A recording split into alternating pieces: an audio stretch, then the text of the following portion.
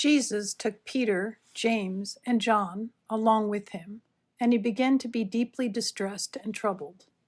"My soul is overwhelmed with sorrow to the point of death," he said to them.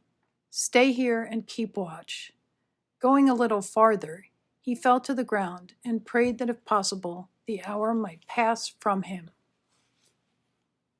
As I mentioned previously, we don't often think of the story of Jesus' adult life and ministry as we prepare to celebrate his arrival. And we certainly don't consider moments like this one. Jesus filled with anguish and pressed to what seems like an emotional breaking point. Jesus at his lowest. That scene doesn't lend itself to greeting cards, ornaments, or Christmas hymns, but it probably should. I think we need to remind ourselves not only of Jesus' humanity, but also of the very real depths he would go to after arriving. He would end up desperately fearful in prayer. He would find himself deeply grieving the loss of his friend Lazarus. He would be enraged enough to flip the tables of the temple vendors. He would be exasperated with his hard-headed students.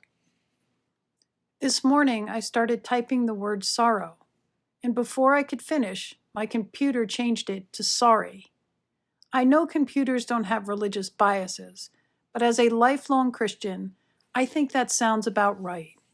We often feel like we need to apologize for, or at least conceal, our lowest points, our deepest anguish, our most human moments, as if such abrasive things are inappropriate or unwelcome, as if they somehow need to wait outside while we pretend all is merry and bright within and around us.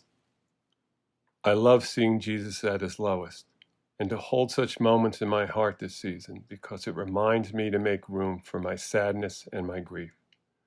Christmas is as much the valley as the mountaintop. It is the wedding celebration and it is the funeral procession.